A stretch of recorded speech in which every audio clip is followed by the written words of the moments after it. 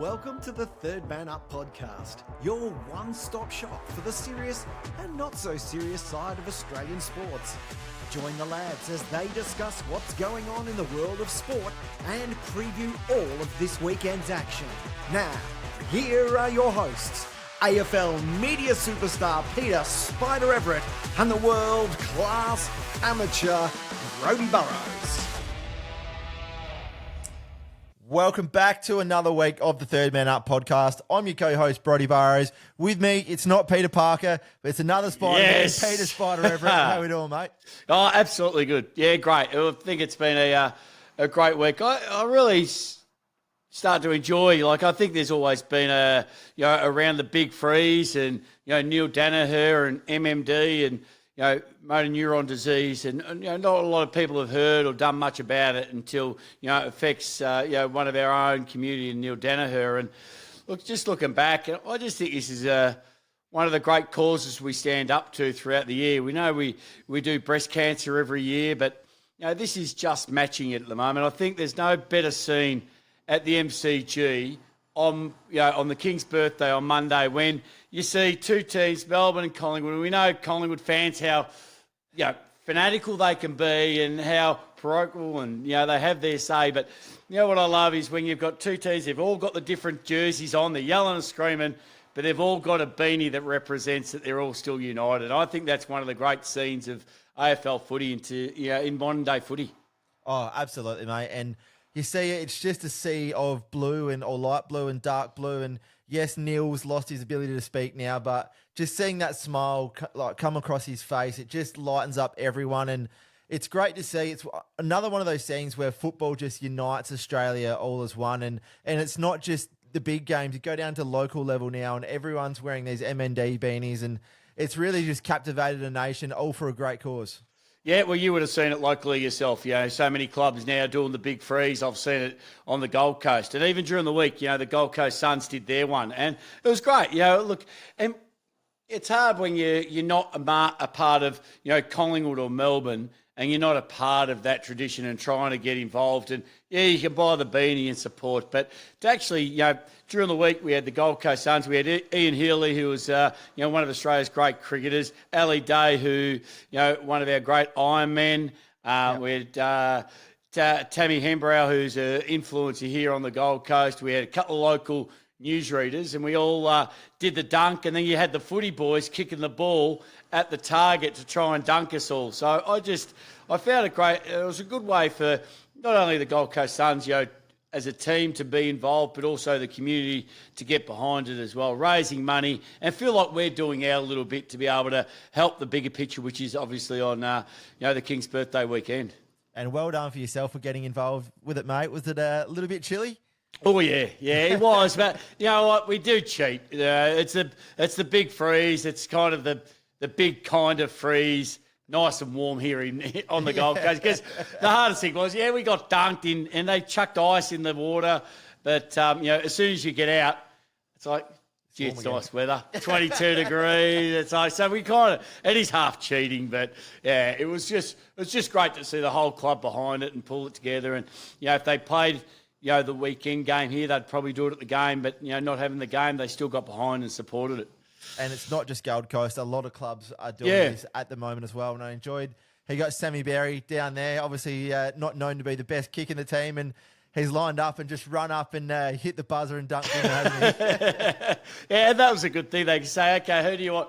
And I want Kingy. Yeah. I've backed you for so many goals this year and you've let me down. So, and he sprayed the first one, so that was hilarious. And then, Berry come and did dimmer. So, the whole team was there watching and a part of it. So I felt that, really special for the Suns, really special for, them to, because a lot of these players wouldn't know. Yeah, they know Neil Danaher, but to be able to then go back to the history of the footy club and, know that he's been battling this for, since he was diagnosed 2013, and normally a diagnosis of MND only is 27 months. So he's done a remarkable effort, and it just, Yeah, and even like we talk about the big freeze on the Monday. How good is it? Like ever since Nick Rewalt walked out as Freddie Mercury, and now they've started to make it a fun, entertaining event. Everybody's costumes under wraps. They come out to a little bit of music or whatever, and they've made it into something bigger, which is even better. Yeah, can't wait to touch on that game a little bit later in the show, but going to jump into last week's games before we move on too much further. Kick it off with Thursday night footy, and it was Carlton coming down to South Australia and taking care of Port Adelaide in this one, 107-71. And in my opinion, I actually think the scoreline probably flattered Port Adelaide in this one. It's Carlton just dominated from start to finish, just about. It was,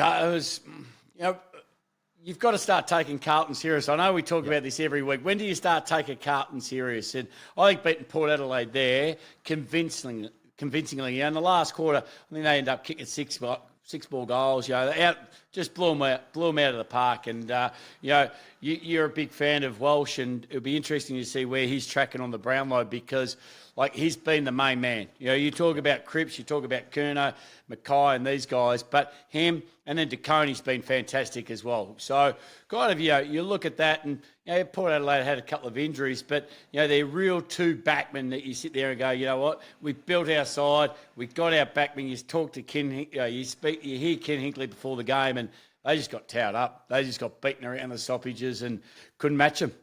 Yeah, I think they probably broke even around the stoppages, but anytime Port went forward, it just looked like getting repelled straight out of there again. Charlie Dixon couldn't get anywhere near it, whereas Charlie up the other end was clunking everything. And then Todd Marshall, you look at him, he beats up a lot on the likes of North Melbourne and the lower teams. And so often, you hate to say it, but he comes up against the Carlton or even the Crows in a high pressure game in those showdowns or Collingwood at the MCG, and they're nowhere to be seen. And took Mitch Georgiadis, obviously coming back from a knee recon this year, kicking 4-goal-1. He was the only target who looked like, scoring goals in that forward 50 for him. And that's the hard thing, isn't it? They sit there and they say, okay, we've got a great forward line. Okay, let's put all our time and effort into our defensive line. They get that right, and even though they probably lowered their colours on the weekend, Charlie Dixon's the big question for me is that, you kind of ask where he is. You look at Tex Walker and you understand with his age, and I think he's had an unbelievable year last year, but Charlie's never really set the place on fire for a long period of time. Yep. He'll do it for a game here and a game there, and you think, yep, that's what he can do. But he won't consistently do it for weeks in, weeks out. And come finals time, I don't think he's one of those players you can really rely on. Nah, and the amount of times he just can't get consistency to his game because I understand they're trying to manage him, but I don't think it's doing him good because he's sort of he's in for one, out for the next two, he's in for one. And a big fella like that, I think he actually needs that, those games under his belt, but his body's not letting him do it at the moment. Yeah, well, you know what? You got to get your body right. Is it better off taking 6 months off? That old theory of taking 12 months off, get your body right, come back and have a couple of really good years because, at the moment, when we're seeing him struggle, he struggled with his knee, struggled to turn, struggled to move. When he's up and about, they're such more dominant. But, then you look at Sydney, they get rid of Buddy. Yeah, look at them. And look at them. So it's a question for Port Adelaide now. It is. Now, Friday night footy, it was Western Bulldogs 15-10-100, defeating Collingwood 12-10-82. But I reckon the bookies listen to our podcast because Collingwood opened up a $1.70 favourite to the Bulldogs, $2.10. We said Bulldogs are good money. I reckon, by the time the ball's thrown up, this would have switched. It had switched exactly, mate. Yeah. Oh, no doubt. I know they listen. I know, Tristan, that's only Top Sport. I know all the others zone in as well because you're right. I found it the bet of the day, and a lot of people said, there's a couple of bets there. Even though I didn't get a lot of tips right this weekend, I got the right ones because Collingwood had 9 injuries. Yeah, Bulldogs had 7, but Collingwood had some really big injuries here. Yep. Who would you prefer, though? When you see the Bont turn it on like that, you see the first half, you think Dacos is absolutely due for another 3 votes. Yep.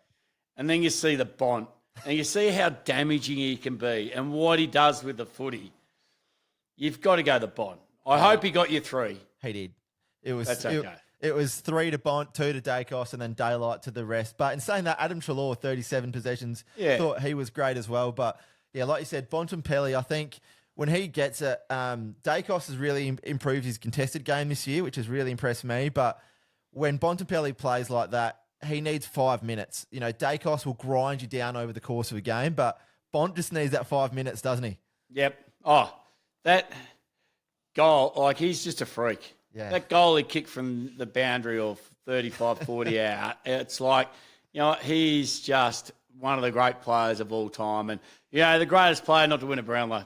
I think you can nearly argue that every day of the week. So, yeah, it was a good win by the Doggies. And, you know, just still keeps this season alive. But for me, you know, Collingwood, they got to start. I don't know, we're just right in midway of the season, but you want to start getting your troops back. You want to be, you know, trying to hit that peak form come, you know, early August. You don't want to be scraping into, say, 7th or 8th spot and having to play away from home, especially if it's against an interstate team like a GWS or someone who might finish 5th or just outside the 4. You don't want to be going up there to play them if you finish 7th or 8th. Absolutely not. And that's the scary thing about it, is that you've just, you need to win. Yeah, you want to get early wins on the board. And at the moment, the Pies just can't do it. Just want to touch on in this game, Sam Darcy obviously had an absolutely shocking first quarter, probably one of the worst first quarters, gave away 50. There was obviously that report, which we'll touch on him and Harley Reid a little bit later in the show. But to come back and play just an unbelievable game, it takes so much maturity for a young kid. You've had a horrible first quarter. You've got that report sitting in the back of your head. And he came out, I reckon he played probably the 3 best quarters of his young career so far. I agree. I actually found that a bit pretty inspirational, really, because he could have thrown in the towel. You saw him on the bench talking to the coach down the line. He's nodding his head. He's having a bit of a yak. He bevos at the other end. And 100%, any kid to throw it, most old guys, like if that was a couple of other players, they would have thrown in the towel. That would have been it. You may as well sit them on the bench. You may as well sub them out, to be honest. Yet he come back and helped them win the game. Like that goal that he kicked around, kicked the sealer, did what he had to do. And, just that report. And I know we'll talk about the Harley Reid one later on. So we'll get to those, because what a weekend for the Rising Star. Made a fair few bookies pretty happy, I think. But going to move on to the next game. Hawthorn 16-11, 107, defeating Adelaide 12-8, 80. And I'm absolutely sick of the Hawks, mate. I tip them and they lose. I tip against them and they win. And just like that, Adelaide's season is done. Yep. Well, Sam Mitchell, he's just done a great job, hasn't he? A lot of people, even in the first couple of weeks, I was talking to a few people the other day, and they said, you know what, we played Hawthorn early in the year, and we thought, they're in trouble. They're going to be right down the bottom. And they've just rebounded. And they're beating good sides, and they're beating them convincingly. Yeah. And all they're doing is they're all just playing their role. A team effort. You can't just say, this guy's playing great. From their backs to the mids to the forwards, they're just doing what they need to do. And we know that Hawthorn's been doing that for a long period of time. That's how Sam Mitchell played his footy. So it's a great effort. But I think the question to come out of this one here is Adelaide. I don't think there's a side above. I look at the ladder and I just think probably Brisbane is the bottom marker of playing finals. Yeah. It's so close now between 3rd and 10th just about. But then after that, it's quite a pretty big drop-off. Once you see that. But I've sort of been going through and looked at the 2023 stats compared to this year, just trying to find out where Adelaide have dropped off in this one. And I've looked up in 2024, and Adelaide are actually number 1 for hitouts so far this season. So they've got 40 or 50 more hitouts than any other club, but they've only won the clearance battle in 4 out of their 12 games. So obviously the ruckman and the midfield aren't talking. They're not looking after each other. They're not protecting each other. They're not hitting to the right areas because huge disconnect. Because then if you start looking at other oppositions like, Port Adelaide, who I think would be pretty high. Yeah. The Suns would be pretty high as well. Yeah. These kind of teams who have a good connection, well, that's just, that's a good stat because if the ball's, they always say there's 3 phases of the game. They've got the ball, you've got the ball's in dispute. So if the ball's in dispute, as like any centre bounce or any clearance situation, you handle it, but you're not clearing it. Yeah, communication issue for sure. Yeah, and since Rankin's gone out, the Crows have just been beaten up on the inside, which you never really would have associated that with Isaac Rankin, a couple of years ago. Well, I know we kind of pick our teams as well for All Australian or Victoria versus South Australia. Even though he's injured, he's right up there. Yeah. And that goes on importance as well. Oh, yeah, exactly. And just want to touch on the Hawks. I hate the games like this, and so much of the games get looked at as a team that lost. I think we really need to praise up the Hawks in this one. And you look at their young midfield, and a lot of them are goal kickers. You're going to have Will Day in there, young McKenzie, and I just love what this Hawks side are building. They're goal kicking midfielders. They got 3 or 4 swingmen who can go back or forward depending on matchups, and they're just exciting. You just want to tune in and watch them. Well, the thing is too, the thing I like about them, it doesn't matter who they come up against. They don't take a backward step. They haven't got a named midfield like some of the great midfields, but they sit there and go, you know what? We've still got exactly what you've got. We're all here for a reason, so let's put them to the challenge. Let's put them to the sword. Sam Mitchell was always good at knowing the opposition.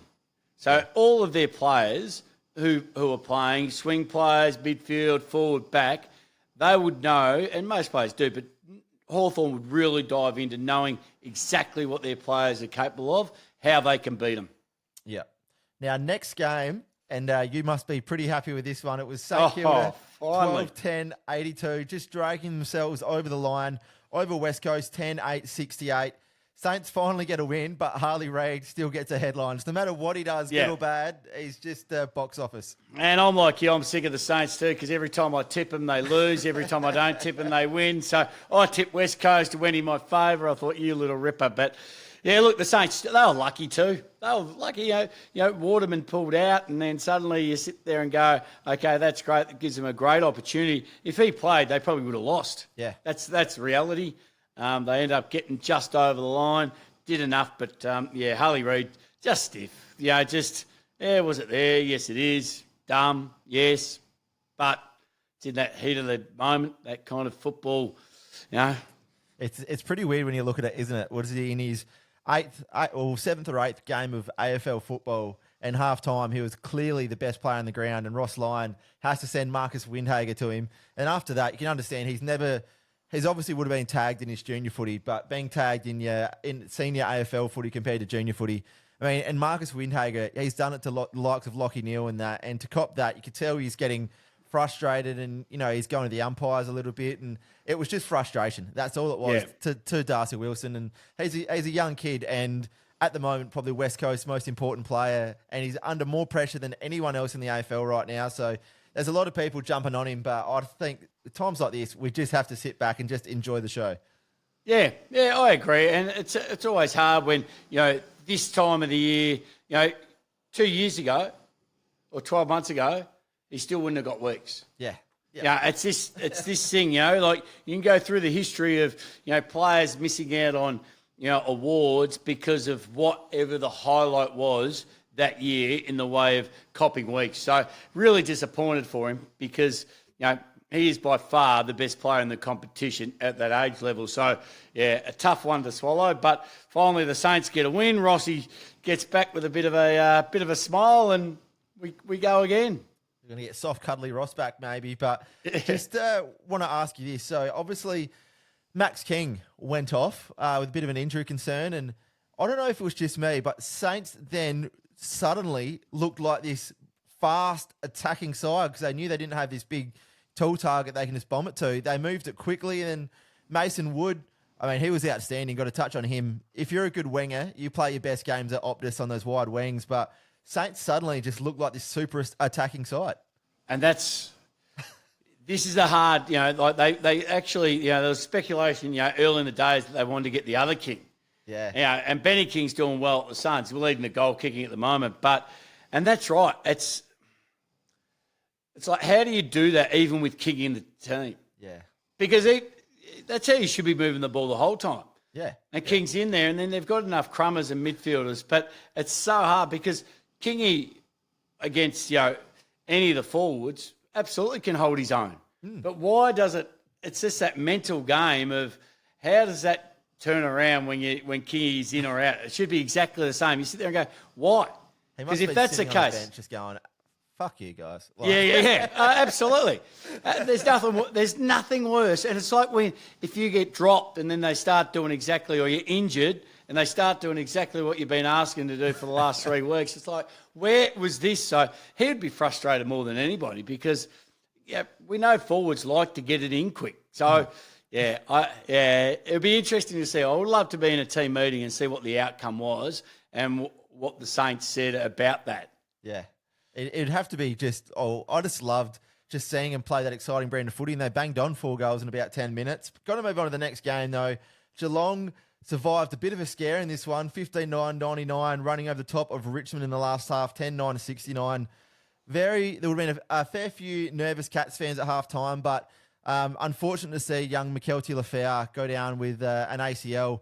He's been probably one of the stories of the season, obviously coming from New Zealand, playing football, and he's probably been their best forward this year too.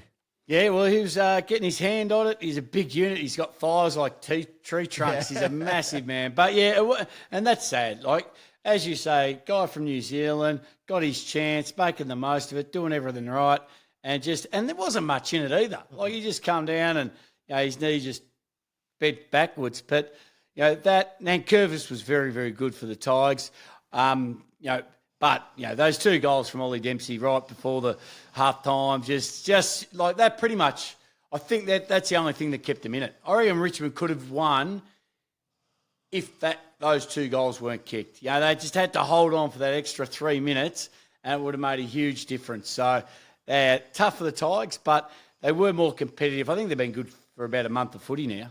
Oh, you look at their list, and for the team that they're playing with every single week, to go down to the Cats, yes, they haven't been playing the best footy, but 30 points to be up at halftime, amazing effort, and it's a lot of their key midfielders that they're without at the moment. Like, they won the hit-outs, 58-27 on the weekend, and then lost the clearances 45-38. So when you don't have your best midfielders in there, you're going to get towed up, and great effort by the Tigers, and Geelong sometimes you just have to grind out a dirty win to get that momentum back.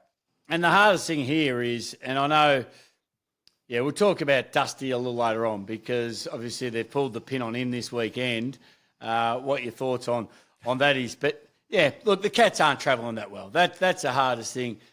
Tigers still talking Geelong at Geelong, so it's still a great effort. But the Cats, what that tells me is they've still got to get a few back as well. Yeah, because they need to be better than this to be playing finals and to be playing, making a dent in the finals. But they are sitting, they're sitting third, so they're still going all right. They just need to. The good thing about it is they don't have to rush back their stars. Yeah, Cats 6-7 weeks ago though win that by 15 goals. Now the next game, which we actually labelled the game of the round, Fremantle 22-9-141, 22-9-141. Defeated Melbourne 7-7-49, and right before this game, David King had called Fremantle the most boring side in the AFL. So really, yeah, he reckons, boring game plan. You wouldn't watch a Fremantle game. Does he watch his own shows? Yeah, and he also him and Kane Corn said the ruck duo of Darcy and Jackson would get pumped by Gawn, and that didn't really happen too well. But amazing 2 blokes that spend 24/7 on football calls the most opposite thing that's ever happened in football.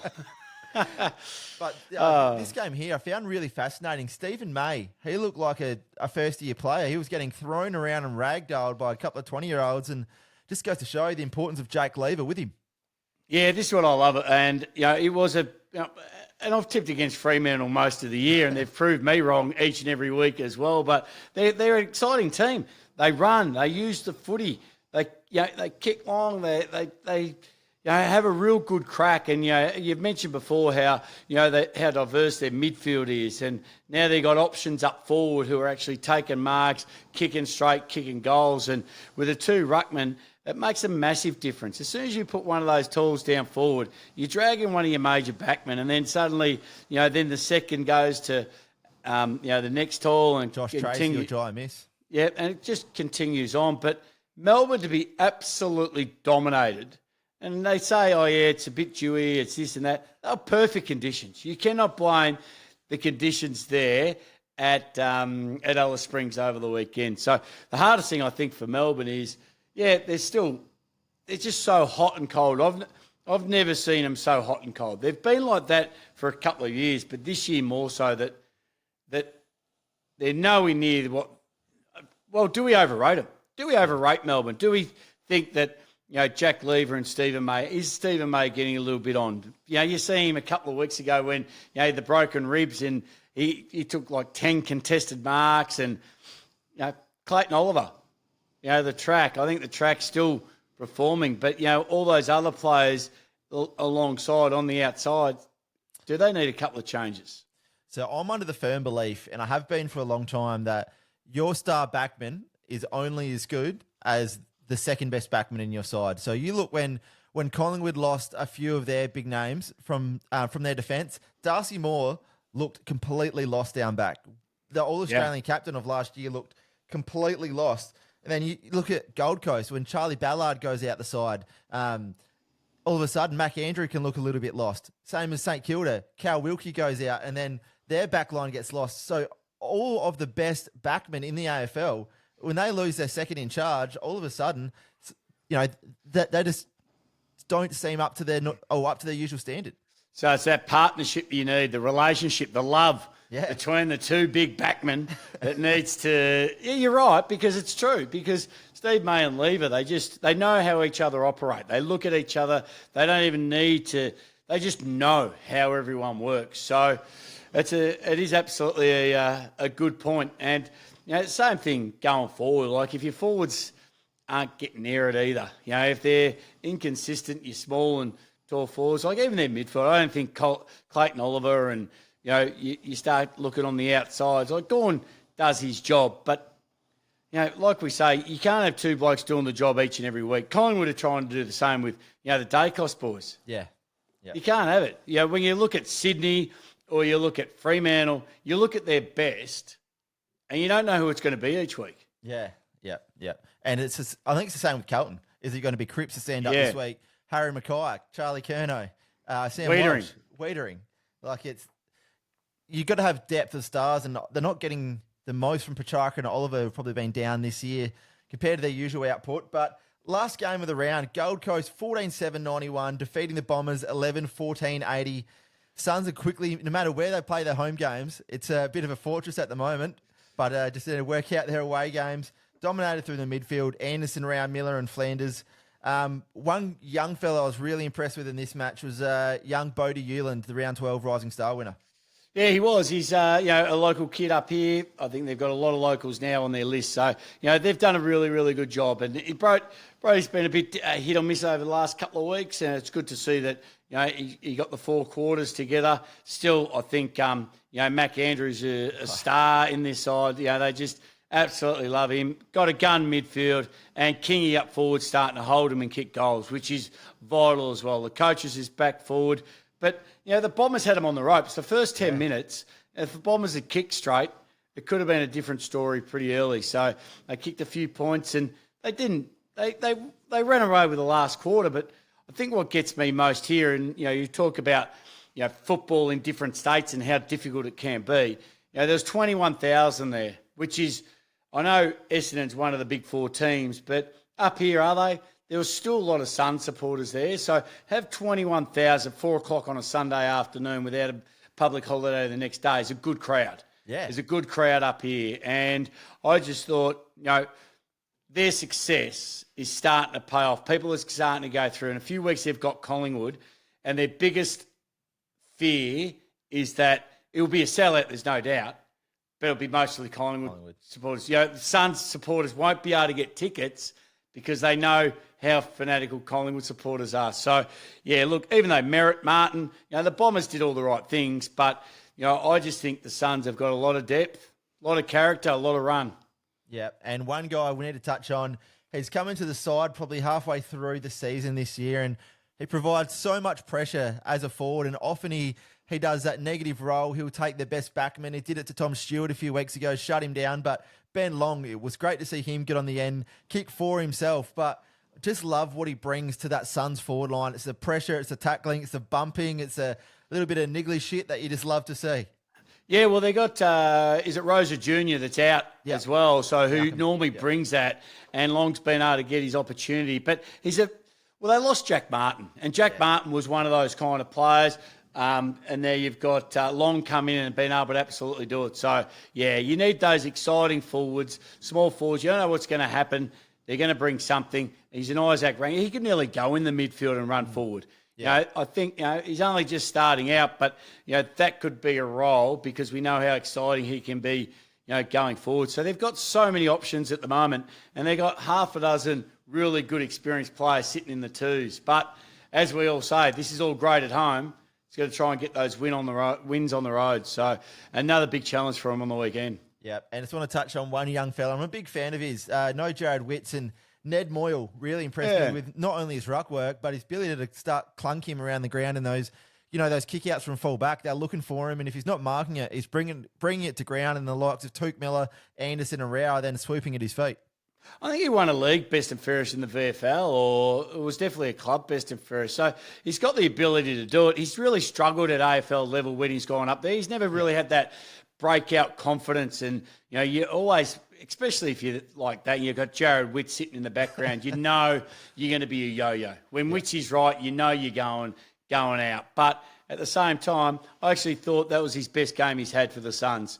He was, as you say, he was able to get around the ground. He got a couple of kicks, some really good marks. He started showing us what he could do that you'd expect after a few games. So, you no longer think, what, if Witsy's gone, they're going to struggle. You go, what, they have got a pretty good backup ruckman now. If he plays like that each and every week that he's in. And also, I remember the games he was coming in last year, it was often against the big name teams where Witsy wasn't playing, and he'd be coming up against the Jackson or Darcy combo, and poor fellow was, in there for his first game in 3 or 4 weeks playing at AFL level, and he's coming up against or Big Max Gorn. So sometimes he's just put in against the wrong people. Yeah, look, Witsy just doesn't like playing against the big names, so he's really he's really smart that way. I'll just pick and choose who I play against, keep my stats alive, keep my averages up. But you're right, and that makes it always hard.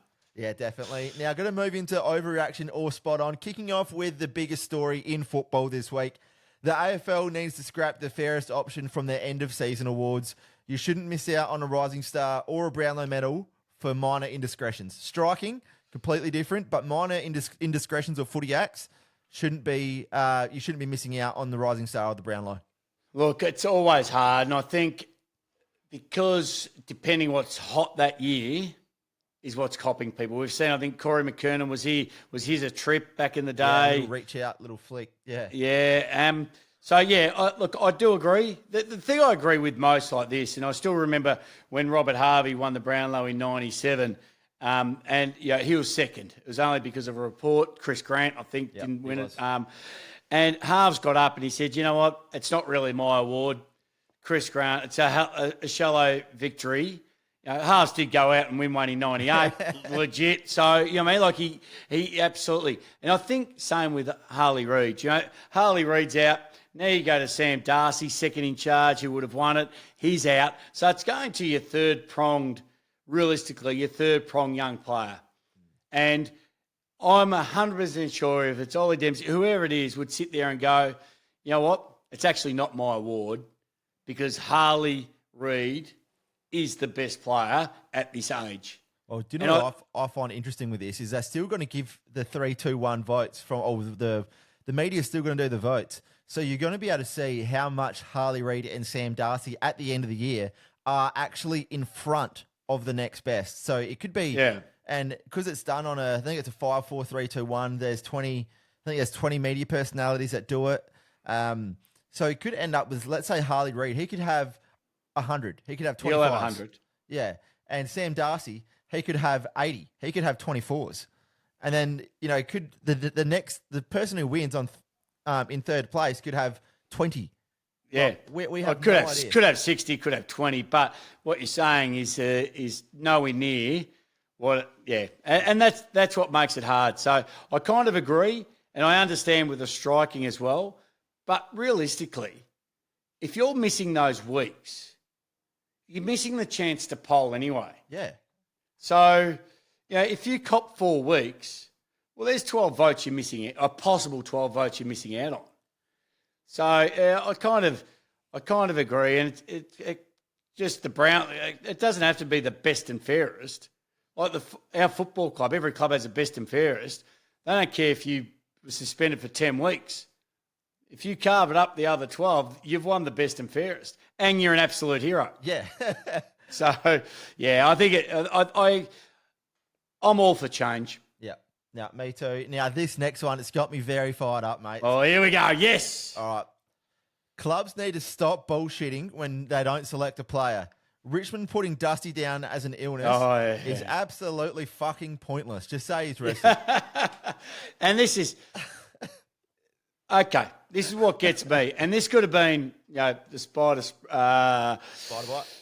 bite as well. But what gets me here is if they were playing finals, if they were sitting sixth, if this was 3 years ago, would Dusty say, no, look, I don't want to play in Adelaide because I've got my 300th. I'll play at the MCG next week? Next question. Does Dusty even care if he played it in Adelaide or at the MCG? He does not care. Exactly. He just wants to get to his 300 and he'll be happy with that. So, for me, I just sit there and go, look, just be honest. Like, I still think for punters and for fans, if your best team's available, you got to play your best team. Yep. I've got a couple of mates who are driving over, mad Richmond fans, and they're driving over from Lock. So driving over 7 hours, and they were hoping to see Dusty's 300th. And they had some signs and they had a few things organised. And, they're going over there and not going to give... I mean, they're not disappointed. They're still going to go and watch the team probably anyway. But you should just say 2 or 3 weeks ago, put it out there, Dusty will play his 300th at the MCG. Stop bullshitting your fans, I think. That's what I reckon too. I reckon just tell us what's happening, but at the same time, I reckon you've got to play your best team. Yeah, that's your duty of care is to play your best team. Otherwise, especially once it gets to the end of the year, it can become a bit of a slippery slope if you start talking draft picks or tanking. Yeah, absolutely, 100%. Anyway, mate, I've had my little spray. I reckon it's time for you to fire up. It's that time of the week where we find out what's been grinding the big fella's gears. It's time for Spider Bites. Look, it's been a big week in all sports this week. And look, I think you look at all the charity rounds we have going around, I think the AFL do a great effort in everything they do. But for me this week, I want to have a crack at the way the AFL is setting up their system. Like, we've got so many teams missing last week, this week, next week, the week after. So many teams coming off a bye, not having a bye. You got the NRL having state of origin, and then they got backing up here, there, and everywhere. For me, I don't understand. If you're going to have a bye or give teams the week off, give every team the week off. Give everyone the week off, and don't give me, we got Port Adelaide and Fremantle this week, and then we got Carlton and Collingwood and Geelong the week after, and they're coming off a bye, and these ones aren't, and this isn't. Give everyone the week off. AFL, close down for 7 days, go on your holidays, do what you want, book in and the draft should running at the same time. So you've got mid-season break, you got the mid-season draft, you can do whatever you want, but give us every single team the same weekend off. Yeah, okay, all the coaches and all the CEOs won't sleep with the players away for 72 hours thinking, okay, this could be absolutely mayhem. But you know what? They're able to plan things. You're able to plan everything you need to do. Even for footy lovers, just start putting everything, make it easy, make it predictable for us. At the moment, it's unpredictable. We're trying to work out what's going on with the ladder. All we can see is Brisbane Lions, they've played 11. North Melbourne's played 11. Everyone else has played 12 except Sydney. And no. Everyone, on Thursday, we close the AFL and we open it back up on Monday. Yep. Best way. That's what I reckon. Easy. And I tell you what, for fantasy planning, it's an absolute pain in the arse trying to bring in players one week and then trade them away the next week. I'm spending way too much time on that. And when you're talking about fantasy, but there's big money in that. There is. There's TV shows, there's cars, there's everything to go with it. And I just find it absolutely ridiculous that we've all got to guess who's in, who's out. Did they come off the bye? Who's not injured? So just give everyone the weekend off, and and like they say, make a state of origin against Victoria versus South Australia in the VFA, in the VFL. I fully agree with that. And speaking of state of origin, mate, did you get your Victorian side up? I got most of them up. Yes. Yes, I've got mine here ready to fire. If you wanna go Vic versus SA team. Yeah. Okay. I've got most. I've got a couple of spots free. Yeah. But at the moment, if you want to name your forward line, I'll name my back line, and we can sort of go like that if you like. Put them against each other. Okay. So my forward line, I'm missing one at the moment, but because I haven't done my bench, I'm dragging one off the bench. I'm dragging Martin off the bench just to fit in there because I'll leave him because you'll end up putting this up anyway. So forward line at the moment, I haven't got my forward pockets locked in. Okay. But I've got probably Toby Green, but I'm just trying to work out exactly where. But a lot of thoughts got into this. No. You have a listen. So Curno's my full forward, right? And then my half forward line is Bont, Bailey Fritz, and Nick Dacos. Yeah. Well, Bailey Fritz was playing on a wing last week, so that's a pretty good half forward line. So my full back, I've got Cal Wilkie from the Saints. I reckon he's been in outstanding form this year. Yep. Back pockets, I've got Mason Redman from the Bombers. And I've got Mitch Hinge from the Crows, and he'll be taking the kick outs, one of the best kicks in the AFL. Centre half back, I've got Charlie Ballard from the Suns. I've got Wanganeen Miller, and then Rory Laird from the Crows on the other half back flank, where he was All Australian back in 2017, I think it was. Yep. Yeah. Yep. You want my centre line? Yep. Give me your centre line. So my centre line is Josh Dacos. On the wing? Yep. Petrarca and Merritt. Okay. So on my wings, I've got Will Day from the Hawks. I'm a huge fan of his. I think he's the next Bontempelli. On the other wing, I've got George Hewitt. I think he's a super underrated player for Carlton. Can play inside, can play out. And then centre, the captain of the Adelaide Crows, Jordan Dawson. Ooh. Yeah. Lining up pretty well so far, isn't it? Yeah, okay. Well, my half-back line and full-back line, I've got this locked and loaded. Yep. So I've got Sammy Walsh, Wiedering, Jack Sinclair, Whitfield, Sicily, Stewart. Yeah, this is where, unfortunately, South Australia fall down a little bit. The forward line's a little bit weaker. But what about that back line? Yeah, so my half-forward line, I've got Will Hayward, I've got Jack Lukosius, and Jason Horne-Francis. Oh, yeah, we carve you. Yeah, you do. Jack Lukosius is probably the weak link there. Jason Horne-Francis, I'd take him on a forward flank. Oh, yeah. And then my full forward line, I've got Frederick from the Dockers. Yep. I've got Fogarty, and I've got Cozzy Pickett. Oh, yeah. So, bit weakish compared to the Victorian back line. But it's, I'm banking on some goal-kicking midfielders, put it that way, mate. Yeah. Who you going? My mids? Yep. As I mentioned, Petrarca in the middle, but my mids would be, I've got to go Gawn. I threw it up for a while, and I said, I'm going to go Gawn, Sarong, and I'm taking Rao. Yeah. So I've gone the man who absolutely pumped him in the first round, Brody Grundy, Lockie Neal, Connor Rosey. I reckon we take the chockies there. Yeah. Good midfield. And then on the bench, I've got Alex Neil-Bullen from the D's. I've got Tom Power, Harry Petty, and James Aish. Oh. So the depth isn't quite there like the Victoria. Nah, we'll see.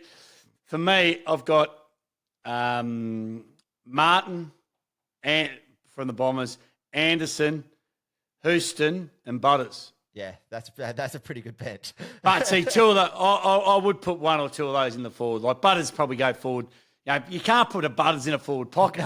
No, it's not the All-Australian team. You can't have 20 midfielders. Yeah, so I kind of sit there and go, right, who would I? So I've got to pick, but I'll get my two forward pockets worked out, and you'll put those up. No worries. And my coach is Craig McRae as well, former Glenelg boy. Oh, I didn't think of my coach. Oh, no, Vossi's not even. No, where was Vossi? Is he Allies? Yeah, he was. You go Dimmer.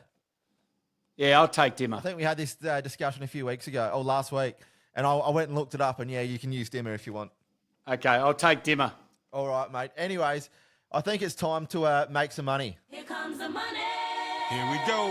Money talk. Here comes the money. Money, money, And How are you travelling with it? we've got a new favourite for the Brownlow medal, believe it or not. Go.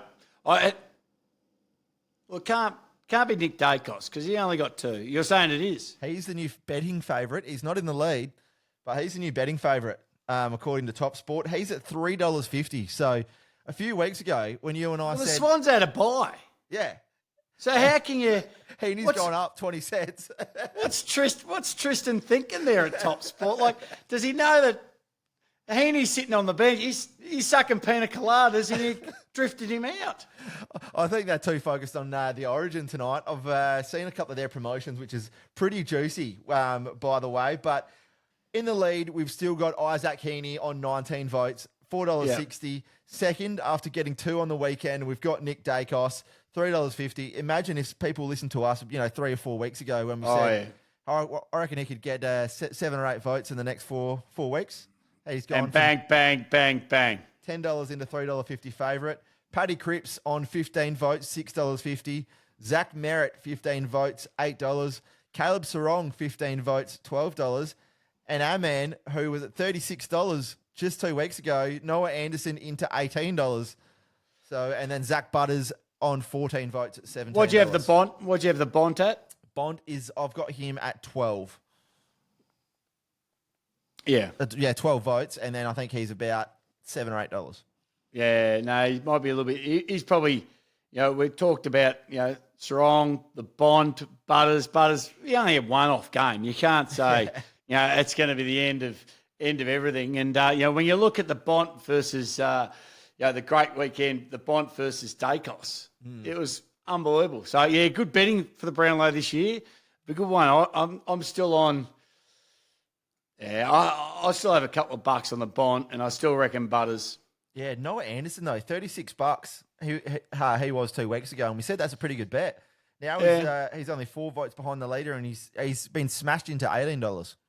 Yeah. Oh, and he gets a lot of the footy. He does. And Rouse the one that puts his head over the ball, gets it out. But they went to school footy together. They find each other. I think if Anderson wins it, he will have to kind of just cut a third off it and give it to Rowley because he gives him the ball every time. Yeah. It's remarkable how many times they do the combo. And so many times you'll see Matt Rowd, because he's so strong, he draws 2 or 3 tacklers, which then allows the handball over the top to Anderson. And one thing that Noah Anderson's brought to his game this year is the ability to go forward and kick goals. And once he's in front of the big sticks, he doesn't miss many.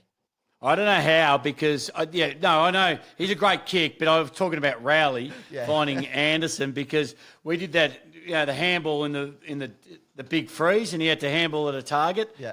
I reckon he did 20 handballs and he wasn't even close. And I was like, can 3 blokes jump on him and then he'll actually hit a target? He's unbelievable the way he does it, though. Like people forget he's so young. What is he, 22?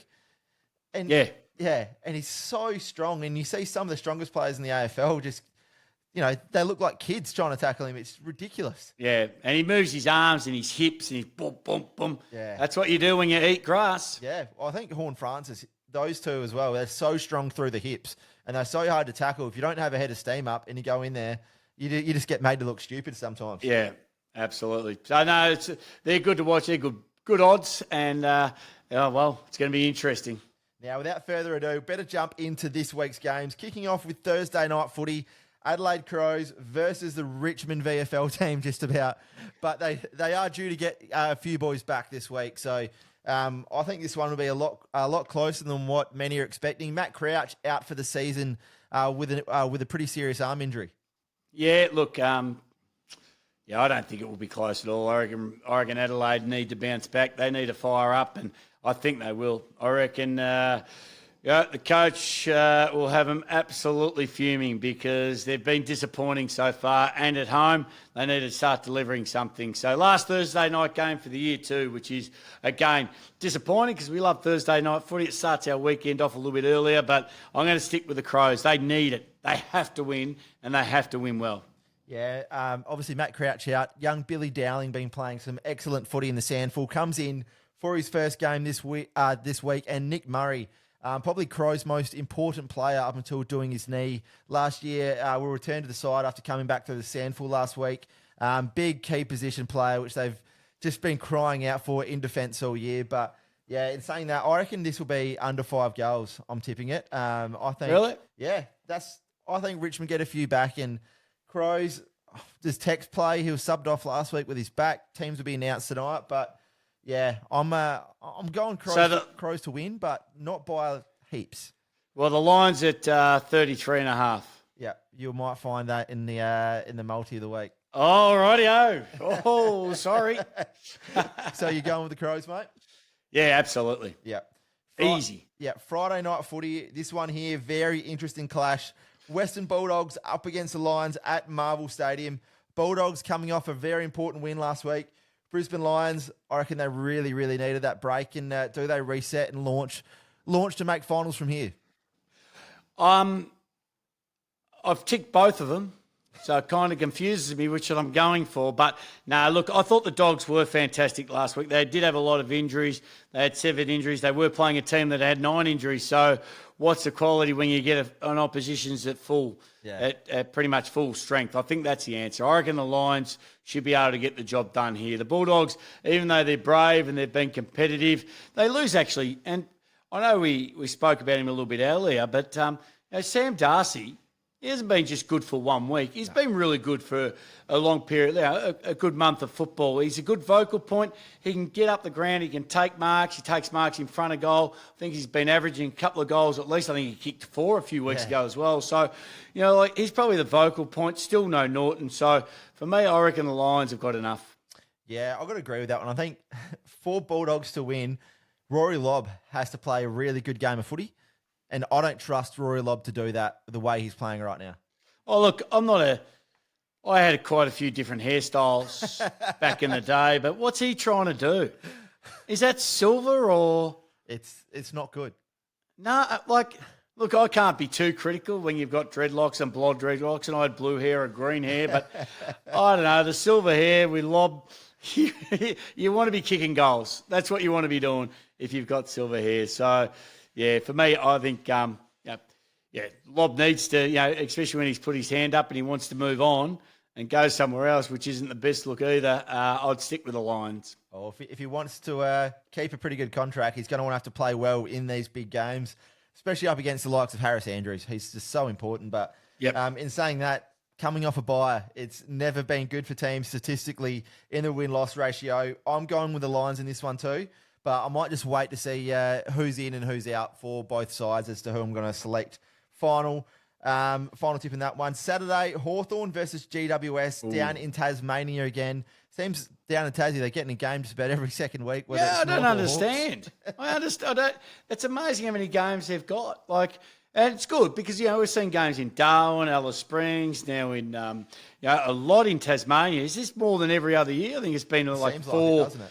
Yeah, or else are we just taking note now that we know that, they've got a team coming in? Yeah, but Hawthorn play it really well. I think, the Giants are well and truly overdue as well. I think they've, their win a couple of weeks ago, week off, will get them up and running. It's hard to back against the Hawks because they've been so impressive. They've just been so consistent and so good. You sit there and go, I don't know, I just can't back against them. They've proved us wrong for the last month and against good opposition, but... Yeah, I'm going to stick with the Giants. I reckon the Orange Tsunami can still get, after freshening up, a good week. I reckon I'm going to stay with the Giants. Yeah, with how cold it's been in Tasmania lately, I'm expecting a tsunami to hit them this weekend as well. Yeah. And it's going to be absolutely freezing down there. And the Orange Tsunami will be out of full force. I expect them. The week off probably really suited them. They had a fair few of their midfielders who were carrying injuries and just getting through to the bye. Like Tom Green has pretty well been playing on one leg for about 3 or 4 weeks. So rest will do him wonders. We saw how well he started the season. Hopefully he can recapture that form. And, Giants for me in this one, mate. Yeah, and just being able to regroup as well. You know, take a week. And they weren't playing marvellous footy, but as you say, they had a couple of injuries as well. So to regroup and get themselves back on track, I'm going to stick with the Giants. And well done to Sam Taylor signing himself an absolute monster of a contract. Was it 8 years? Yeah, I tell you what, there's some big contracts throughout the week dished up. So a lot of players extending and, we think 2030 is a long period of time, but it's just around the corner. But that seems to be the go at the moment. Clubs are really, Sydney's offering some up and every club's just dishing out long-term deals. Well, you think Sydney probably ended up winning that deal with what they offered Buddy, got him over, and probably in the end, with the obviously contracts got changed halfway through, they probably got him for unders as to if you're going to do it for 3 years and then 4 years, another 3 years, they probably got him for unders. Yeah, absolutely. And it was the risk you take. And, really that paid for itself in the first year or two with the amount of marketing and jumpers and everything they sold. So, congratulations. You get a long deal, you take it. Exactly right. Now, Saturday afternoon, West Coast versus North Melbourne at Optus Stadium. No Harley Reid. Will North Melbourne have a better chance at winning a game this season than this one? No. This is it. This is I think we've gone around. I think they played West Coast later on in the year as well, because we always said, there was odds on there. Will North Melbourne go the whole year without getting a win? And we said, well, they play Richmond, and then they play, and Richmond beat them, and then they play West Coast, and they play West Coast again. So, but without Harley at home, probably the one later on in the year when it's in Melbourne might give them more of a chance. But, the Eagles are up and about. The Eagles are running okay. So Harley Reid will be a big dint for them. But we saw him play a few weeks ago without Harley, and they were still able to be competitive. So I think they got too much now. So I think, especially if Waterman comes back in, they've got a key big forward. North Melbourne, defensively they play well, but they just can't get the ball forward and kick enough goals. So, I think the Eagles at home. Yeah, I've been comparing Hawthorn and North Melbourne for a long time, and I look at the midfield of Hawthorn right now, and they're so young. They're actually younger than the North Melbourne midfield, and they're getting forward, they're kicking goals, and they just look so exciting, whereas the North Melbourne, you take LDU out of it, and who might not even be there next year, and you go, well, who's that guy in there? Who's going to break a game open? If you haven't signed a contract now, you're not going to be there next year. Yep, especially if you're in North Melbourne. Yeah, that's what I mean. If you're playing for North Melbourne and you haven't committed to give the team a lift throughout the year, you're not committing. You're seeing what else other opportunities are out there, and fair enough. I don't feel disgruntled against players, especially when it's going to be a long road. And this is your career. This is what you want to do. You want to play in finals. You want to win premierships, and you want to be known. And there's plenty of players that have been able to go to other clubs and be very, very successful. So tough time, tough call, but for me, I still reckon the Eagles. Did you hear about a Sydney star who went home to WA to see his family last week and might have got put up at the Crown by the Fremantle Dockers? Oh, just in case. No, I didn't, but very good, juicy news. Thank you, yes. Chad Warner. Oh, well, Will Hayward. Yeah, Will Hayward. And he signed, so you got Gordon signed long-term, Heaney, Hayward. The Lizard. And, what did they say? Lizards can live to their 200, so... Yeah, well, he signed until 2038. No, like 2030 or something. So, you have 4 long-term deals. That's unbelievable for a football club. Plus, they got Brody Grundy. I think Melbourne and Collingwood are both paying part of his contract this year, and then Sydney will also have to start paying that next year, by the sounds. Yeah. So, might be some contract restructuring or some swans, because you can't fit everyone in as much as they are. No, but they've some very creative accountants. They do. It's a very top and bottom-ended contracts. They do that very well there. But St Kilda versus Gold Coast Suns, Saturday night, really, really looking forward to this matchup.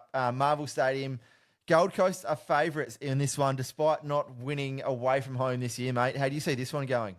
Well, I'm super excited. I really wanted to get to this game. I'll go and watch the Saints next week against Brisbane. But I wanted to get down because I reckon this will be a cracking game. This will be a good game.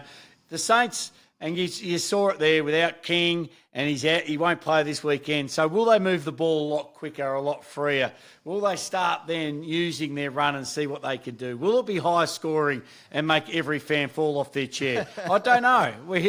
Because that's what the Suns do. The Suns will kick high scores. They will run. They'll use the footy. And, same as the Dogs and Lions. I had both of these sides ticked, and I'm a Saints fan. Yep. And I'd love the Saints to win. But I think what the Suns been able to do over the last month, I'm going to stick with the Suns. I like what they're doing. They've got enough defensively. We've spoken about every part of their game, and I just think they've got enough. Yeah, on the road's going to make it tough. Marble's going to make it tough. But the longer you go without a win, the closer the next one is, surely. And I just think that it's got to get that one win away from home, and that hoodoo's broken, and then you see one win becomes 2 away from home, and then, what hoodoo? So they've just got to get that first win away from home, and I think they've got a great opportunity this week. They're all playing well, and it's just that until they do it, there's always that doubt that's going to sit in the back of your mind, and I'm tipping the Suns this week. I'm backing them to do it. I think it was smart by them last week to give Witsy a week off, and he'll be coming back in against Rowan Marshall. We know how dominant Marshall can be, but Wits is just so strong. Marshall's not going to be able to throw him to the ground like he does to a lot of the ruckmen. Suns for me in this one, mate. Yeah, well, realistically, if you take care of Rowan Marshall, you're nearly, you're 30% there, because he is the main ball getter. He gets 20, 25 possessions around the ground, uses the ball, kicks goals, he does everything right, and Witsy won't allow that. So, sad. I really want to go for the Saints, but you know what? My tipping this year, I've got to start trying to actually think about who's going to win, and I actually believe the Suns could actually get a win here. Yeah. And then watch the Saints win this week, mate. Yeah, by 40 points. Yeah. Now, Sunday afternoon, 3:20, Sydney up against the Cats at the SCG. Cats just grinded out a win last week. Do you see him getting one this week, mate? No.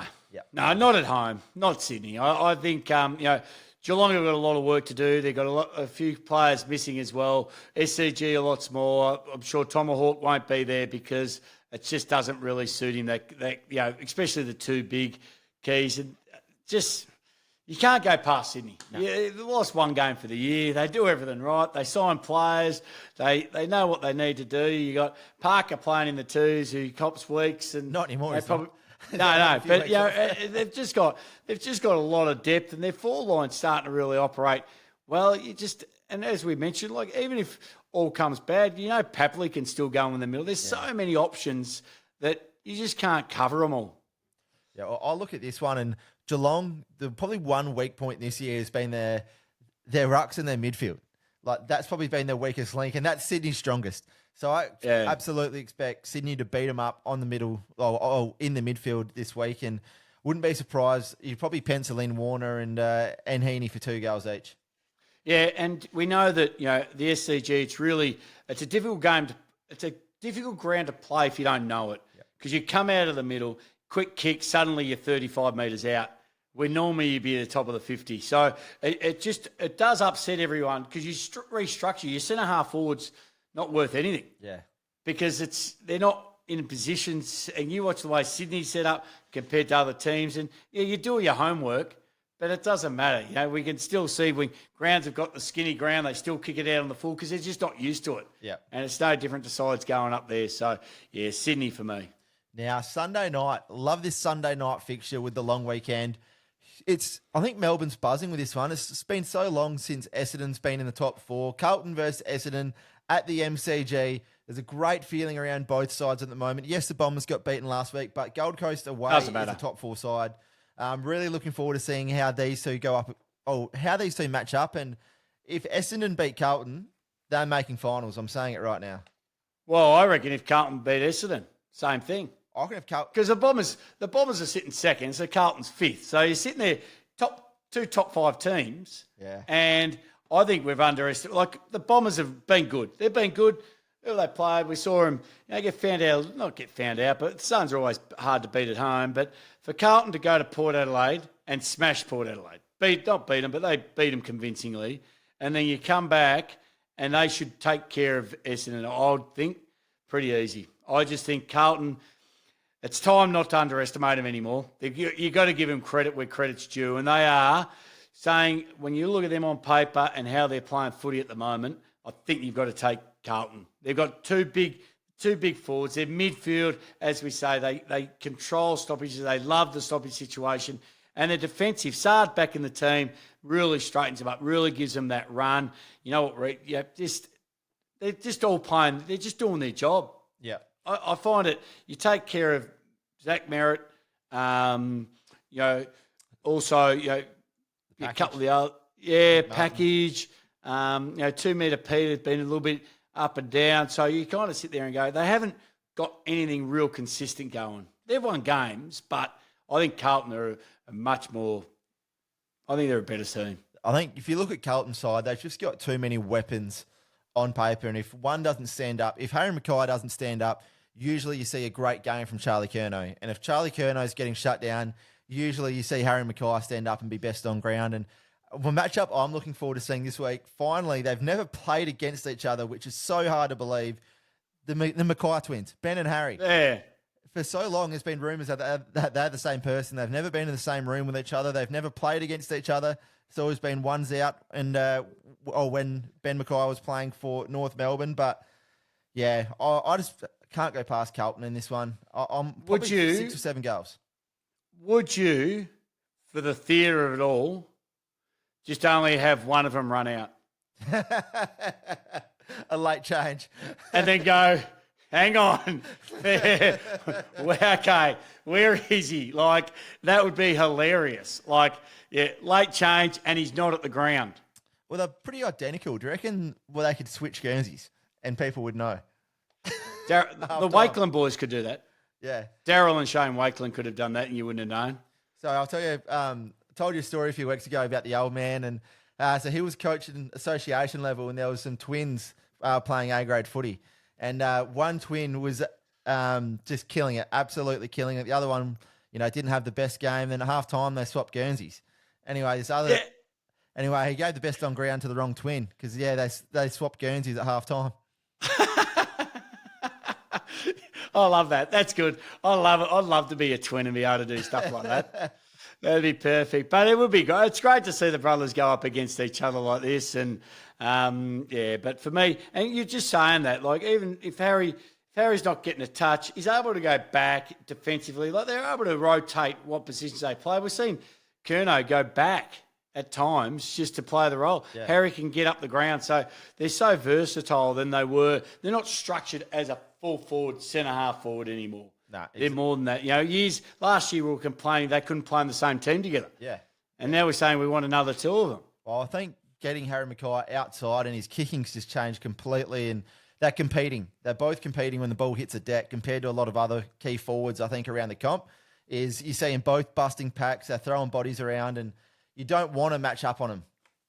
Yeah, absolutely. And they fly for everything. Yeah. They fly for everything. Now, Monday, we said earlier, the Freeze MND game, 3:20. Tune into this one. Everything that goes with it. Collingwood fans, Melbourne fans, they're all wearing the same. They're all arguing with each other, but you wouldn't know it. It's going to be a fantastic day. I couldn't tell you who I'm going to pick in this one, but Melbourne have previously had the wood in these Freeze MND games. I'm going to tip the Ds. I kind of look at it, and it's hard because, as you say, both teams, they don't argue. They argue against each other. They argue with each other. At the stage that both of their teams are at, they argue every part. 9th v 10th. So you wouldn't have thought this at the start of the year either. No. Yeah, and you can't split them on form.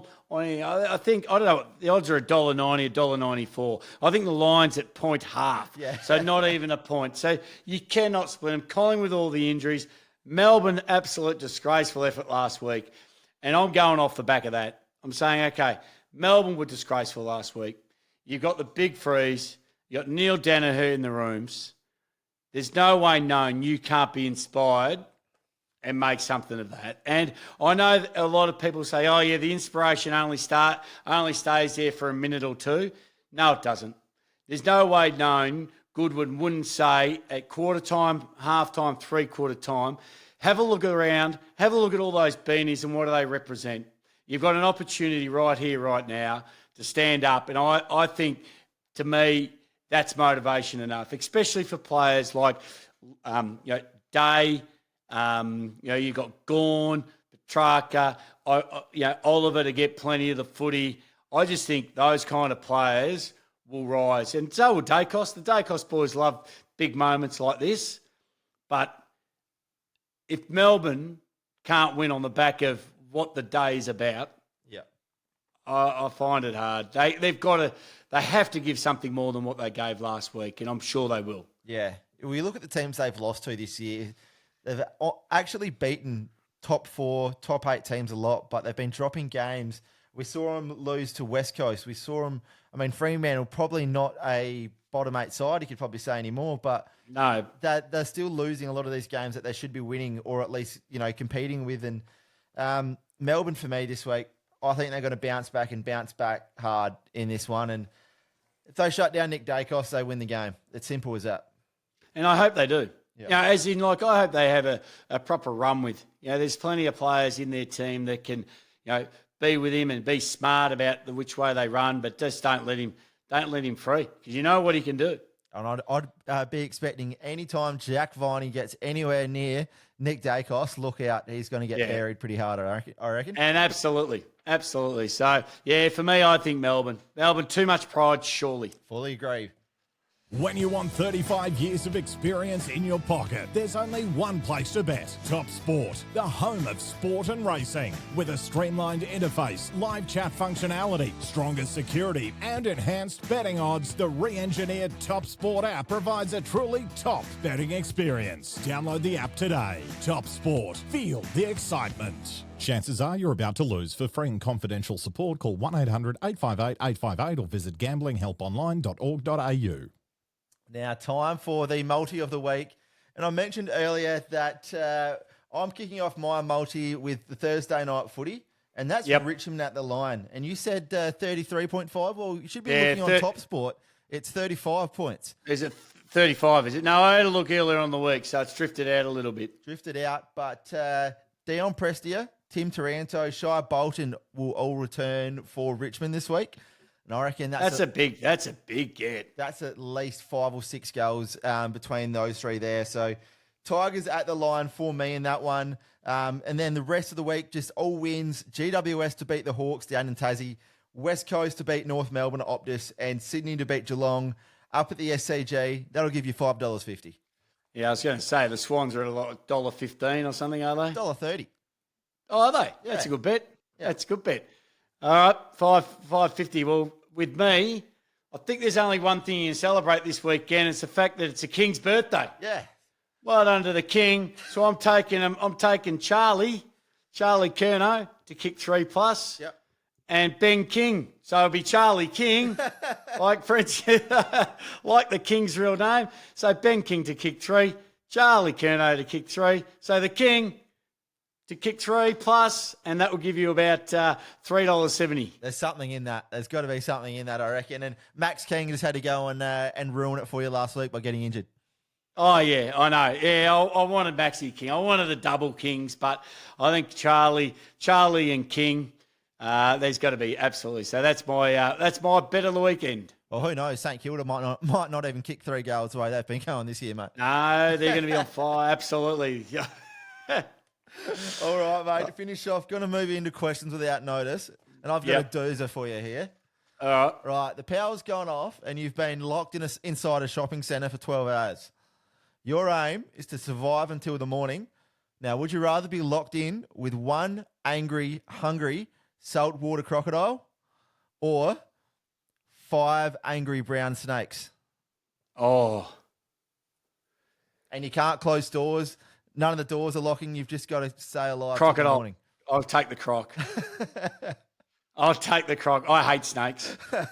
I absolutely I love watching crocodiles. You know when they're in and they drop down under the water, and then none of the water moves. You just don't know where they are. They're dodgy and seedy as they come.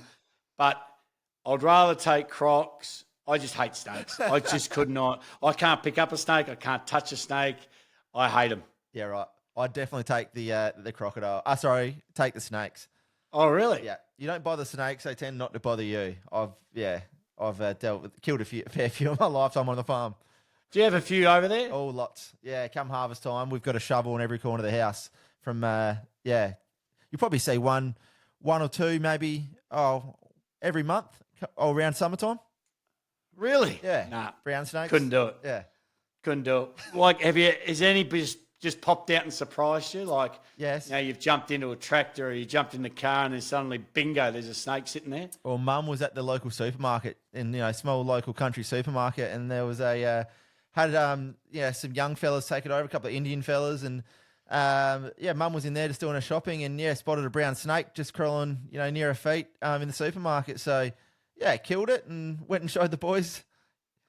Did she? Yeah. She should have got. Did she make the paper? Nah. It's just what happens in country towns, mate. Did the Indian boys, were they crap their pants? Yeah, or? yeah, they weren't real sure about it. All right, we got Paris Olympics coming up very, very soon. If you could have Australia win a gold medal in any sport, what would you love us to win a gold medal at? What would you be front and square just watching? I'm a huge, huge basketball fan. I would love nothing better than to beat the American basketball team who think they're all this and they're all that.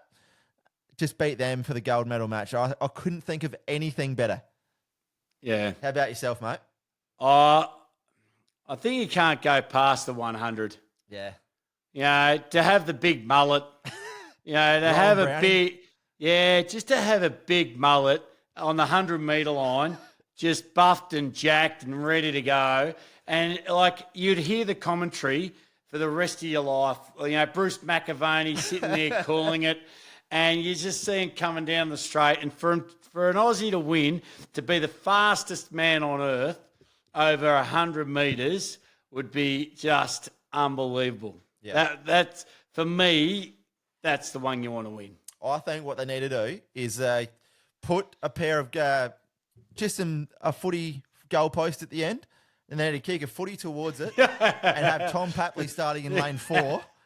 And Absolutely. I reckon he would blitz the field and break all world records running back towards goal. And kick it. Yep. And kick it. Yeah. Imagine the celebration too once he crosses that finishing line. He'd probably beat the 400-metre record too. Anyways, mate, that's just about all we got time for this week. Anything from you? No, I just want to say, everybody, enjoy the weekend. We understand it's a big weekend for the AFL. Get into Coles, get into Bunnings, wherever you can buy your beanies. Support MND. It's a big day, and really enjoy the slide too. The Big Freeze 10. I absolutely think it's a highlight of our calendar now. So go in there, embrace it, but more importantly, support it. Yeah, well said, mate. I know I'll be getting down to Bunnings. Any excuse to get down there, I'll grab a snag and grab a beanie, and that'll set me up for the weekend. I'll have one beanie and 8 snags. And that's been generous, mate. Anyway, talk to you this time next week, guys. Cheers. Enjoy your weekend of footy. This has been the Third Man Up podcast. To hear more, make sure you follow and subscribe, or find us on Instagram, Facebook and Twitter @Australia Sports.